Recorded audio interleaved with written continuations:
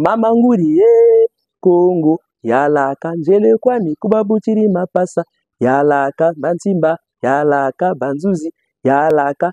La chansonnette veut dire Kikongo, ça veut dire quoi? Tic, que vous avez fait. Alors salut, c'est Miakasissa. Aujourd'hui est un jour spécial pour moi parce que je suis l'entrepreneur Congo. Aujourd'hui, je reçois un professeur de Kikongo. Il va avoir le temps de se présenter. C'est Bouta Sita Thomas. D'entrée de jeu, il y a le mot Congo que je répète. Est-ce que vous pouvez commencer d'abord par expliquer le mot Congo d'ailleurs qui se retrouve dans Kikongo? Est-ce que vous pouvez nous expliquer un peu le mot Congo? Qu'est-ce que ça veut dire? Merci, je me présente. Je m'appelle Bouta Sita Thomas. Je suis instructeur et chercheur en philosophie Congo. Je suis professeur enseignant de la langue Kikongo. Je suis Ngunza. Voilà, je suis panafricaniste, kamite si vous voulez. Voilà. Donc, le mot Congo, pour les Congos, le dieu d'amour s'appelle Congo. Congo, grosso modo, signifie amour. Raison pour laquelle, dans tout l'espace culturel Congo, vous avez une chansonnette très célèbre. Lorsqu'une femme met au monde des jumeaux, on chante la chanson Mama nguriye Congo, yalaka njele kwani kubabutiri mapasa, yalaka bantimba, yalaka banzuzi, yalaka. La chansonnette veut dire, chez le Congo, dans la tradition Congo, une femme qui a fait des jumeaux ou un père qui a fait des jumeaux doit répondre Congo lorsqu'il est appelé. Ça veut dire, je t'écoute avec beaucoup d'affection, avec beaucoup d'attention, avec beaucoup d'amour. Donc, Congo désigne Dieu, le Dieu d'amour en Kikongo.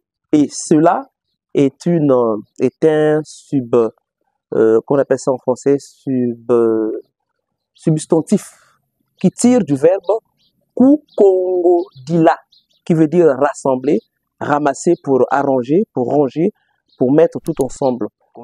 Construire. Et le diminutif du verbe Kukongo Dila, c'est Kukonga.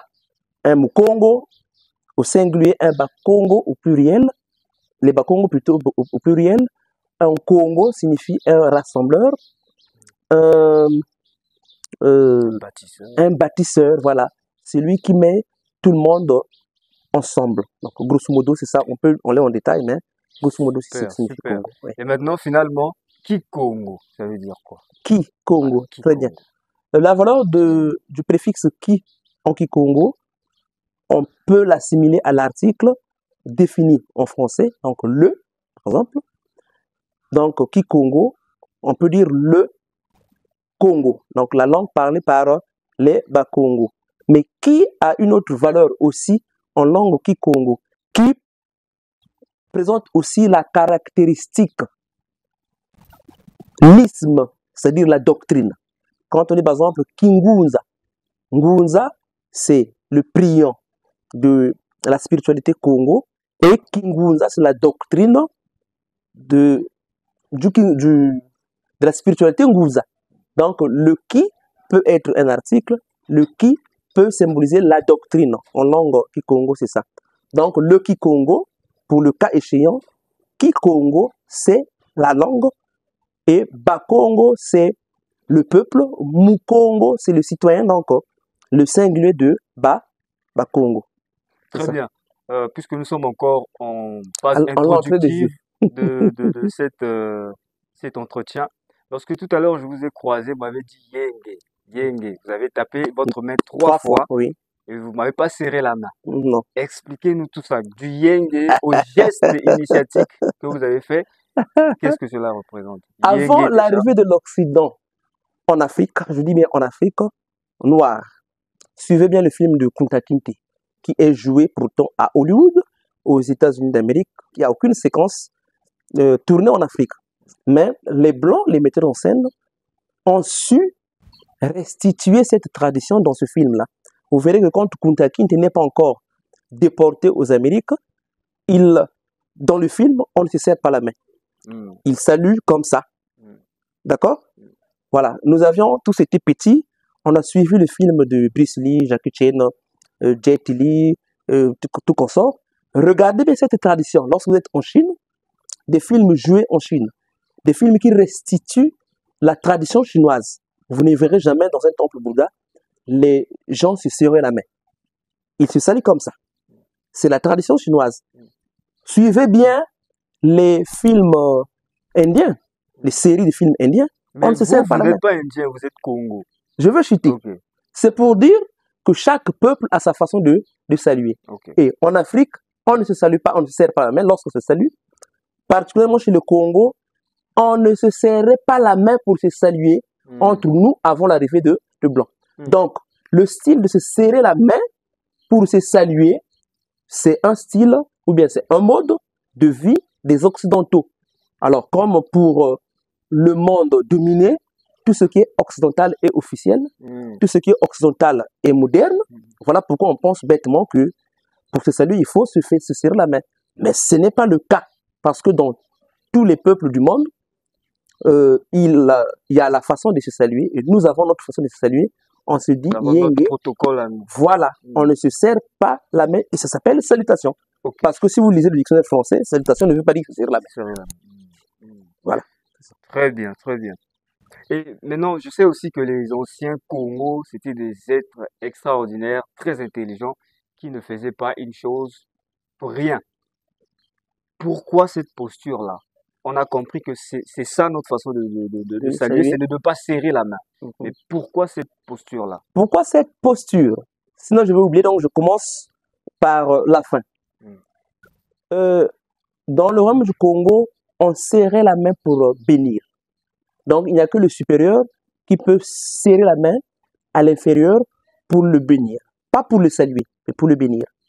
Par exemple, lorsque papa veut bénir son enfant pour dire, bon, va à la chasse, rapporte-moi le gibier, etc., etc. Lorsque l'enfant ira pour un grand périple, lorsque l'enfant veut quitter le village ou la ville pour un pays étranger, lorsque l'oncle veut bénir son neveu, c'est en ce moment qu'il lui serre la main et il lui demande de sauter 3 fois. Ou encore, pour un papa, il peut faire passer son enfant entre ses jambes. Voilà, en serrant la main et en invoquant soit un mantra, donc une prière. C'est ça, mais ce n'était pas pour se saluer. Maintenant, cette posture, c'est quoi? On appelle ça les makunku au Kikongo. C'est différent du bravo parce que, voilà, on fait les pommes de main comme ça. Donc, il y a un son différent du bravo. Alors, on fait 3 fois ou 3 fois 3. Donc, Ok. 3 fois seulement ou 9 fois. Pas 2 fois, pas 6 fois, pas 7 fois. Pourquoi? Parce que lorsqu'on fait 3 fois, on veut dire Yenge veut dire la paix. Donc, je te souhaite la paix. Et ce que je te dis vient de mon cœur, de ma pensée, et c'est la parole que tu entends. Donc, tout est en harmonie. Et le cœur symbolise l'âme, la pensée symbolise l'esprit, et la parole symbolise le corps physique, parce que c'est une parole qui touche les intuitions, donc les oreilles. Et c'est la parole qui vient l'acte, mais ce sont les paroles qui deviennent des actes. Ça veut dire, c'est un serment qu'on prête. Lorsqu'on se croise, on se salue, je dis Yenge. Ça veut dire la suite de mon discours avec vous, ou ce que je vous souhaite, c'est sans hypocrisie. C'est en harmonie avec mon cœur, ma pensée et mes actes ou mes paroles. Donc, de connivence, l'âme, la pensée et le cœur, et les actes. Pour les chrétiens, je peux vous renvoyer dans la Bible, quand Jésus dit à ses disciples, quand on lui demande quelle est la plus grande loi, je pense, de Yahvé. Pour les chrétiens, ils comprendront. Bon, de toute façon, je suis un grand lecteur de la Bible aussi, pour des raisons de culture. Donc, le grand maître Jésus répond à ses disciples, il dit, tu aimeras ton Dieu de tout ton cœur, de toute ta pensée et de tous tes actes. Donc, il veut dire par là que tu aimeras ton Dieu sans hypocrisie. Tout ce qui émanera de ton cœur, c'est l'intention.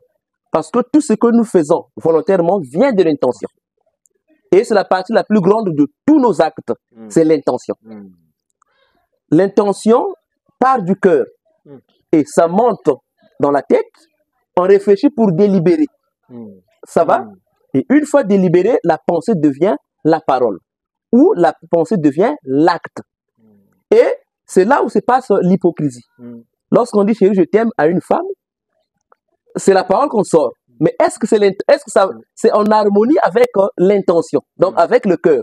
Dans son fort intérieur, dans son cœur, on sait bien que cette parole-là, c'est une parole mielleuse pour flatter. Ce n'est pas une vérité. D'accord? Et il n'y a que toi seul qui sais que ce que je suis en train de dire, c'est du mensonge. Ça n'a rien à voir avec ma volonté, avec mon cœur, avec mon âme. Donc, cette salutation met en harmonie, c'est un serment qu'on prête. Super. Pour dire que la paix soit avec vous, et je le dis sans hypocrisie. Que la suite de mon discours, avec toi, avec vous, mon interlocuteur, je le dirai sans hypocrisie.